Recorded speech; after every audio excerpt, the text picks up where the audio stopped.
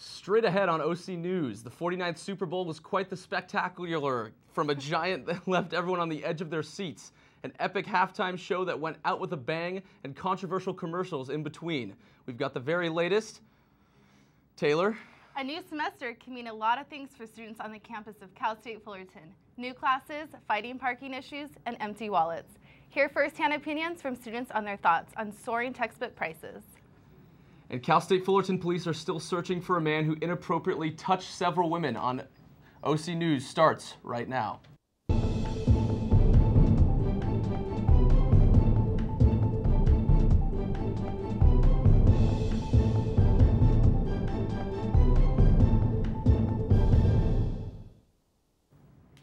Welcome to another semester of OC News. OC News is produced by the broadcast journalism students at Cal State Fullerton. I'm Taylor Fish. And I'm Joey Finiguera. Our top story tonight. It's time to show off our school spirit. Get ready to see lots of orange and blue. That can mean only one thing. It's homecoming week. It's a week filled with crazy fun events for CSUF students and alumni. Our own Rachel Ramos is in the quad with the very latest. Rachel? Orange Madness kicked off today with the Titan Chalk competition hosted by ASI Productions. This Saturday, the Titans will face off against UC Riverside in an annual homecoming game where over 3,000 alumni, students, and faculty are expected in attendance.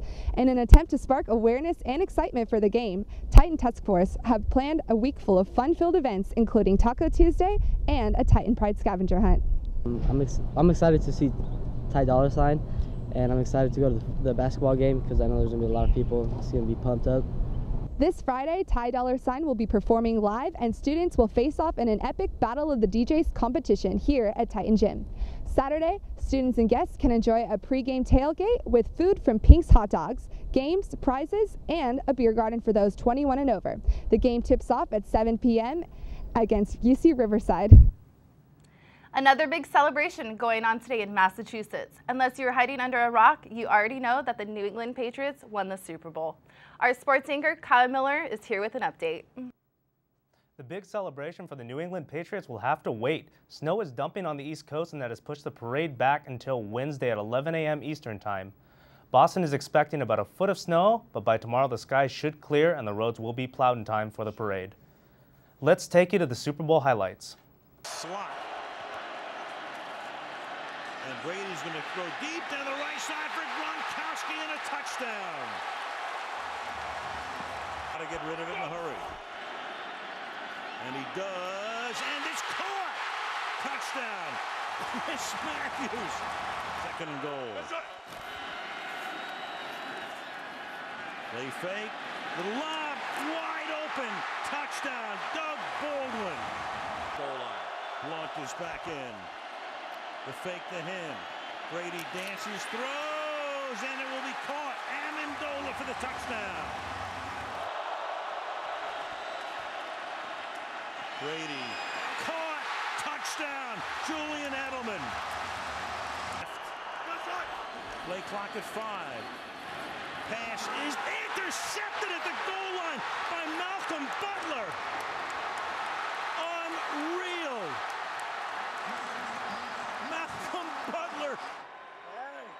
I will have much more about the game and all the other day's sports news later in the show. Right now, let's talk about the Super Bowl halftime show with Tawny McCoy.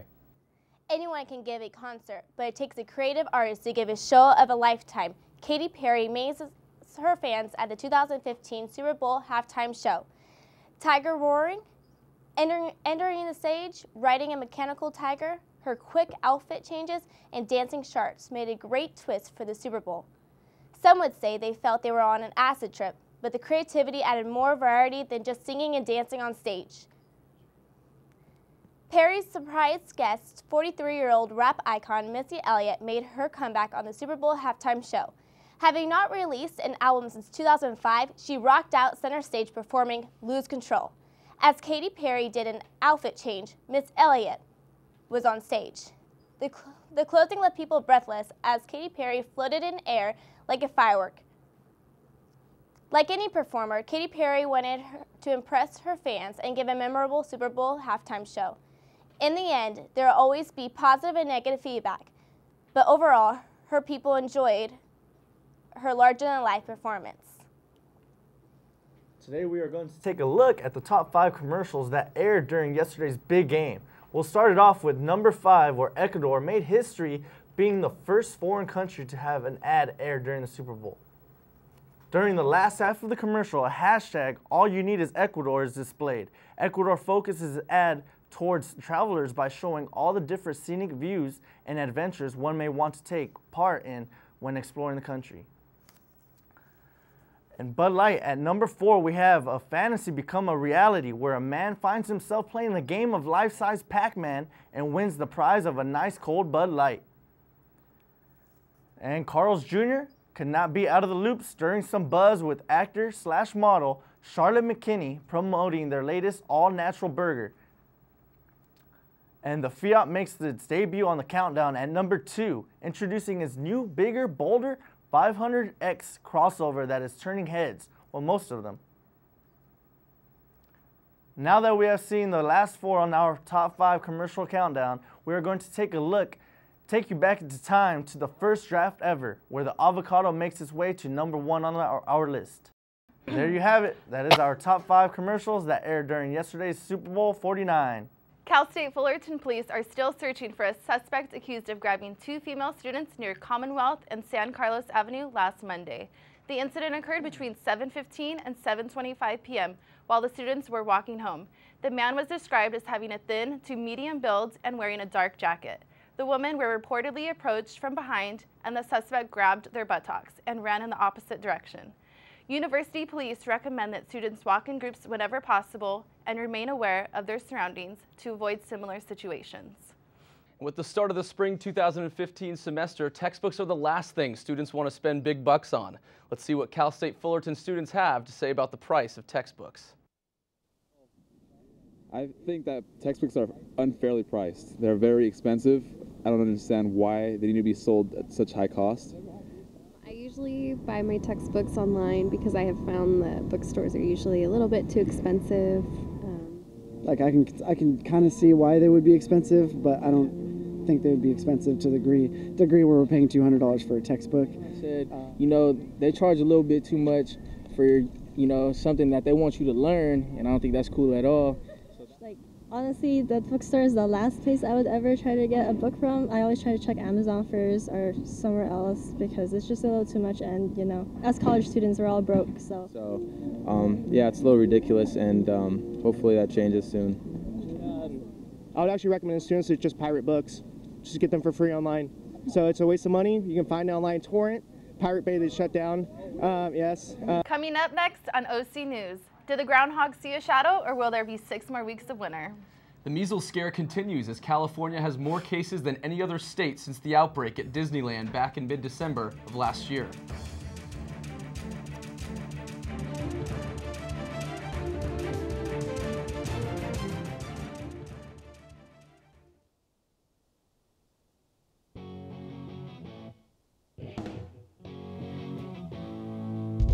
Titan TV is a student-operated facility maintained by students.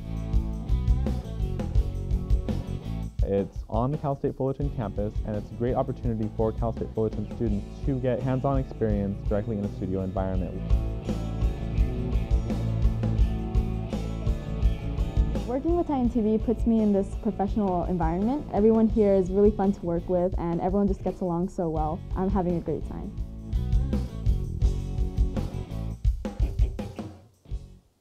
A woman in her early 20s was allegedly sexually assaulted by an Uber driver in the Palms of Los Angeles. The incident occurred early yesterday morning. The woman's friend requested the Uber driver pick her up, and the driver asked that she met him at the Palms Boulevard and Overland Avenue in West Los Angeles. While she was waiting, another Uber driver appeared and asked if he could give her a lift. She accepted. During her ride, the driver allegedly sexually assaulted her and then dropped her off at her destination. Authorities have identified the suspect, who is said to be cooperating. At the moment, no arrests have been made. Officials have confirmed measles cases in 14 states across the country. In California, incidence jumped by 54% in a little over a week. New cases in Arizona have people worried about exposure at Sunday's Super Bowl. As Mary Maloney reports, officials say there is real fear of wider spread of the disease, but no need for panic. ISIS released a video over the weekend that appeared to show the beheading of a Japanese hostage. CNN cannot independently verify the video. Mary Maloney reports, if confirmed, this would be the second Japanese citizen murdered by the terrorist group. The video shows an ISIS militant standing beside captive Kenji Goto and holding a knife. The terrorist addresses Japanese Prime Minister Shinzo Abe. Because of your reckless decision to take part in an unwinnable war, this knife will not only slaughter Kenji, but will also carry on and cause carnage wherever your people are found. So let the nightmare for Japan begin. After the message, the man places the knife to the hostage's throat. The video then cuts to black. Following that, it appears to show the decapitated body of Goto.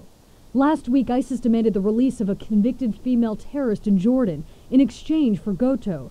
Days later, when Jordan did not release the prisoner, ISIS threatened to kill Goto and a Jordanian pilot they captured in December. Jordan's government has said it is willing to make the swap if ISIS provides proof of the pilot's life. His fate remains unknown. I'm Mary Maloney, reporting. The weather has been quite unpredictable lately. One moment it is warm, the next cold. Here is Kelsey Covert to update us on the weather for this rest of this homecoming week.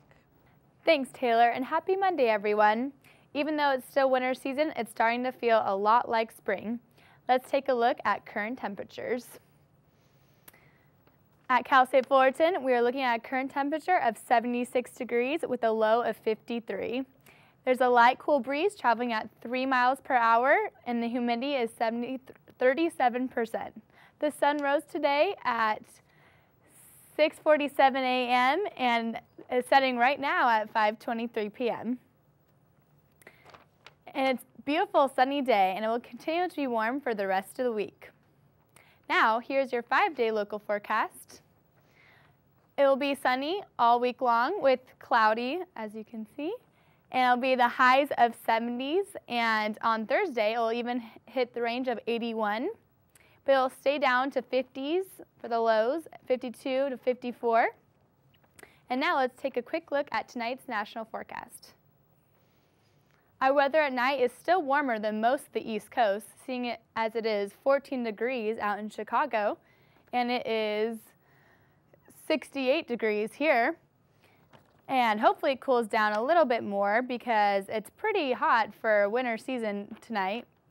And so that's your weather forecast for today. Back to you, Taylor.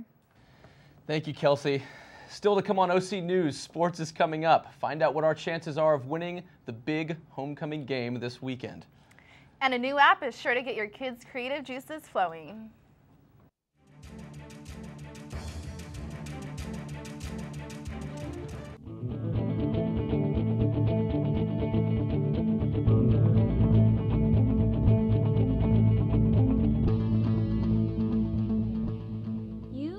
Watching Titan TV.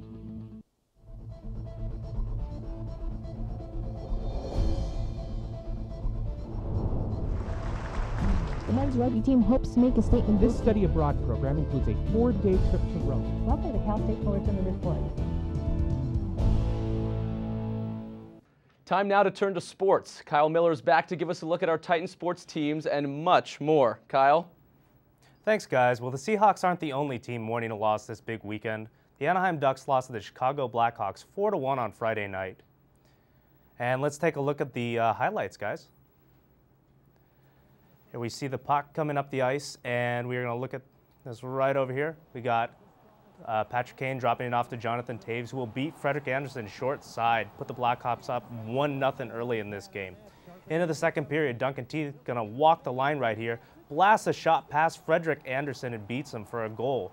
There was a video review on this play because Jonathan Toews did run into Frederik Andersen, but the goal would stand. They'd be up 2-0. Later in the third, Patrick Kane would beat Frederik Andersen top shelf.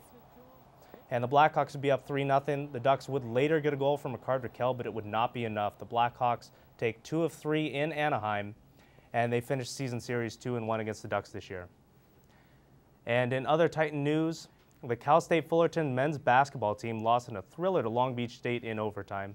The Titans led for most of the game, but a furious Long Beach team came roaring back. The final score was 91-85 Long Beach. The Titans drop now to 8-13 in their season. They play Cal State Northridge at home on Thursday, February 5th at 7 p.m. in the Titan Gym.